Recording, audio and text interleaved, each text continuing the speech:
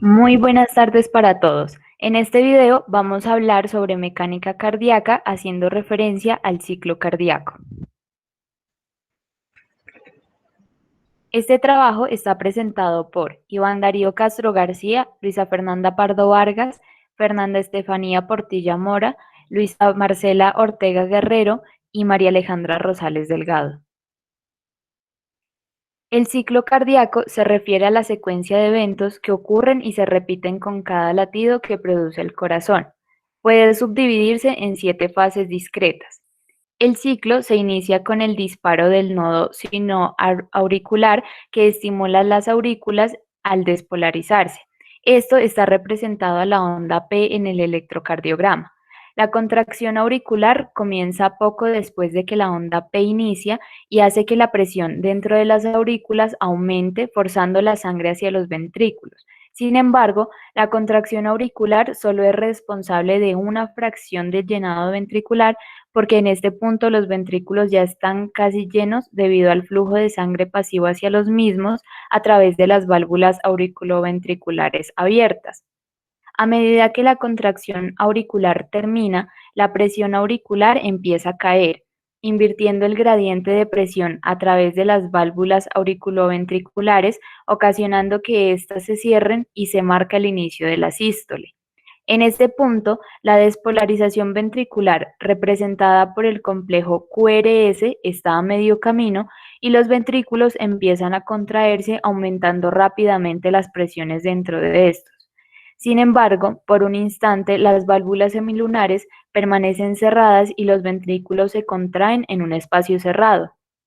Esta fase se denomina contracción isovolumétrica porque no se expulsa sangre y el volumen ventricular no cambia.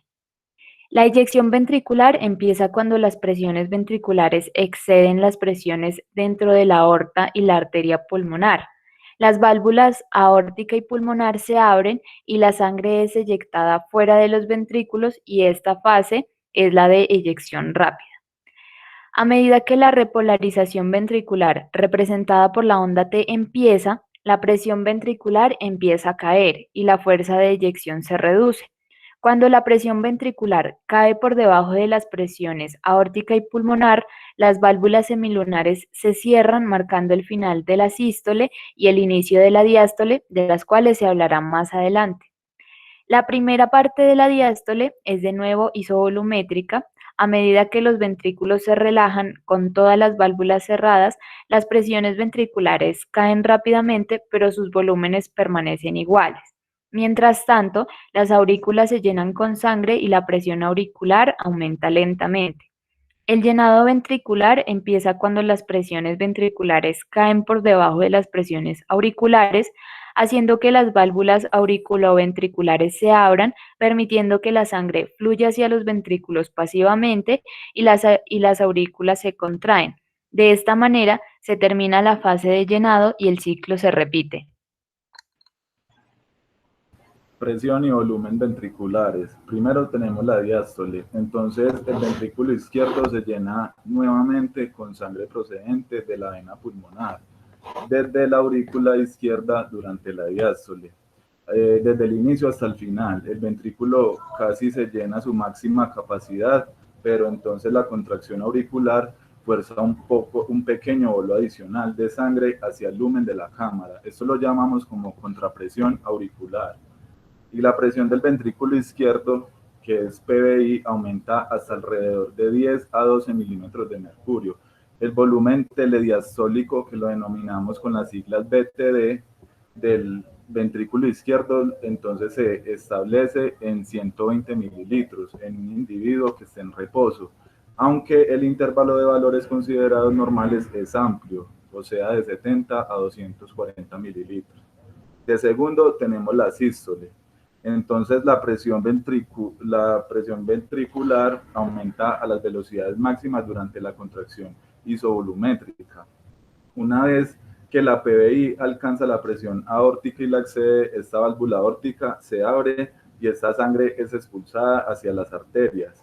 Las presiones continúan aumentando aunque se expulsa sangre porque los miocitos del ventrículo izquierdo aún se contraen activamente.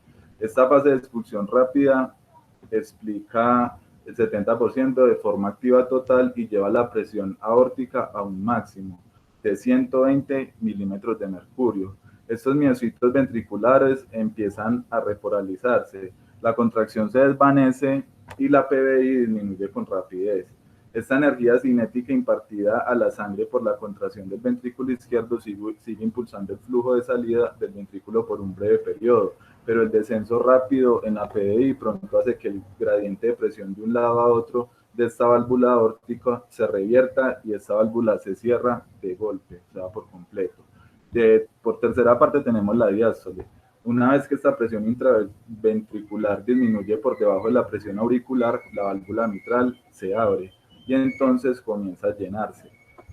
Las bandas helicoidales del músculo del ventrículo izquierdo hace que ésta se acorte y tuerza y exprimen más sangre a través de las válvulas durante la sístole.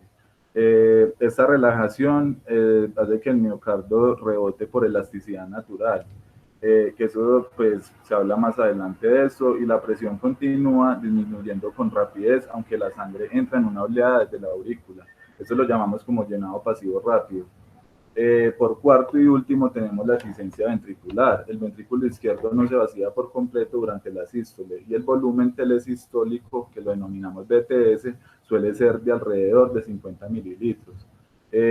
Cuando restamos el BTS, que el volumen telesistólico con el volumen telediastólico, se obtiene el volumen sistólico, que se define como la cantidad de sangre que se transfiere desde el ventrículo izquierdo hacia el sistema arterial durante la sístole.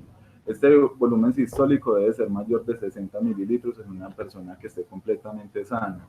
Dividiendo el volumen sistólico entre el volumen telediastólico se obtiene la fracción de expulsión, que esta se denomina FE, que normalmente es de 55 a 75%. La FE es la medición de importante de la eficiencia y de la salud cardíacas y por tanto se usa en la práctica clínica para valorar el estado del corazón en pacientes con insuficiencias cardíacas. Siguiendo con la presión aórtica, sabemos que la presión aórtica es el sistema arterial está formado pues, por vasos pequeños de un calibre que no se estiran con tanta facilidad. En la práctica, pues esto significa que la presión arterial va aumentando de manera aguda cuando el ventrículo izquierdo da fuerza hacia la sangre y pues al sistema. Pero esta presión se dispone con facilidad cuando la sangre sale del sistema y pasa a los lechos capilares. En la sístole tenemos que es la presión aórtica, que es inestable a los excesos intraventriculares siempre que la válvula aórtica pues esté cerrada. Una vez que la presión del ventrículo izquierdo aumente por arriba de la presión aórtica y la válvula aórtica se abre. La presión aórtica se eleva y se disminuye en sincronía estrecha con la presión del ventrículo izquierdo. Por segundo tenemos la diástole, que la diástole es la presión aórtica descendiente por un breve lapso inmediatamente después de que se cierra la válvula aórtica. Esto pues crea una muesca o como se le dice, una escotadura dicrótica y pues una característica de la curva de presión aórtica.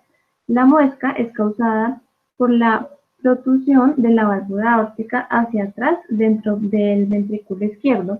Este baja el peso de la presión aórtica cuando se cierra. La presión disminuye con lentitud durante la diástole, que refleja la salida de la sangre del sistema arterial hacia los lechos capilares.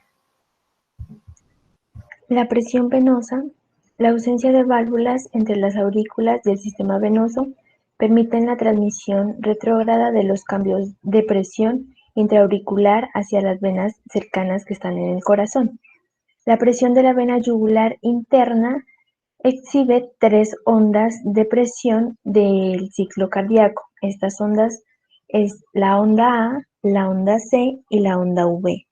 La onda A, la contracción de la aurícula derecha genera una onda de presión que forza el avance de la sangre hacia el ventrículo derecho y también crea una onda A en registro de presión de la vena yugular. La onda C En esta, la contracción ventricular hace que la presión intraventricular aumente de manera aguda y las válvulas auriculares, en consecuencia, protuyan hacia atrás dentro de la aurícula. La desviación hacia atrás de la válvula genera un pulso de presión en la vena yugular conocido como onda C.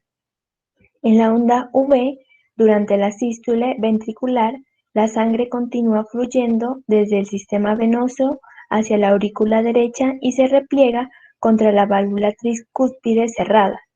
Se acumula presión a medida que la aurícula se llena, misma que se registra como la pendiente positiva de la onda V en registro de la vena yugular.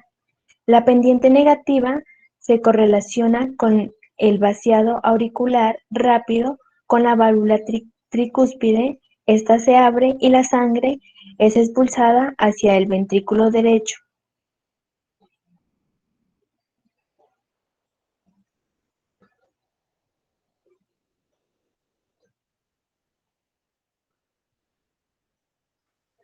Bueno, finalizando con ruidos cardíacos, podemos resaltar que existen 4 ruidos cardíacos. Estos se asocian con el ciclo cardíaco.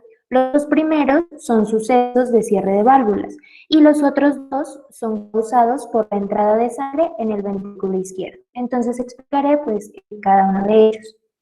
El primero ocurre al principio de la sístole ventricular, es el S1.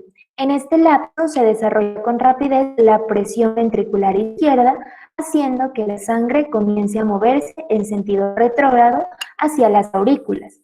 El movimiento de inmediato desplaza las válvulas de la aurícula ventricular y hace que se cierren de golpe.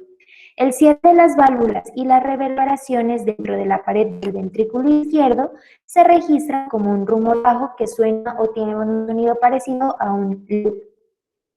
El segundo ruido cardíaco corresponde al cierre de las válvulas aórtica y pulmonar. Este se relaciona pues con el segundo ruido cardíaco, que es el S2. Esto puede oírse como un breve dup. El S2 a menudo se separa en 2 componentes bien definidos, que es el aórtico y el pulmonar, o A2 y P2, que reflejan el cierre ligeramente asincrónico de las 2 válvulas. La separación es mayor durante la inspiración, cuando una caída de la presión intratorácica favorece el gradiente de presión que impulsa el flujo sanguíneo desde las venas sistémicas hacia el ventrículo derecho. En consecuencia, pues este recibe más sangre que el ventrículo izquierdo. Un gran volumen de sangre tarda más tiempo en ser expulsado que uno pequeño, y por lo tanto la sístole del ventrículo derecho es prolongada en comparación con la del ventrículo izquierdo. El cierre de la válvula pulmonar se demora al grado que puede oírse como un sonido separado. El sonido separado es del P2. Y el tercer ruido cardíaco, entonces, tiene que la auscultación de niños y adultos delgados puede revelar un ruido cardíaco de baja intensidad, parecido a un rumor, el S2. Al principio de la diástole, S3 es causado por la sangre que se precipita hacia el ventrículo izquierdo, es decir, el llenado pasivo rápido, y produce una turbulencia que hace que las paredes del ventrículo izquierdo reverberen y retumben. Y finalmente tenemos el cuarto ruido cardíaco. Este se asocia con la contracción auricular, es el S4. La fuerza de la sístole auricular es demasiado reducida para ser detectable sin instrumentos en los individuos sanos. Sin embargo, pues un ventrículo que requiere ayuda para el llenado puede inducir hipertrofia auricular y entonces S4 puede hacerse audible como un ruido breve, pero con una frecuencia baja. Refleja que la sangre es forzada hacia el ventrículo a alta presión, causando reverberaciones dentro de la pared ventricular. Y bueno, esta fue toda nuestra exposición.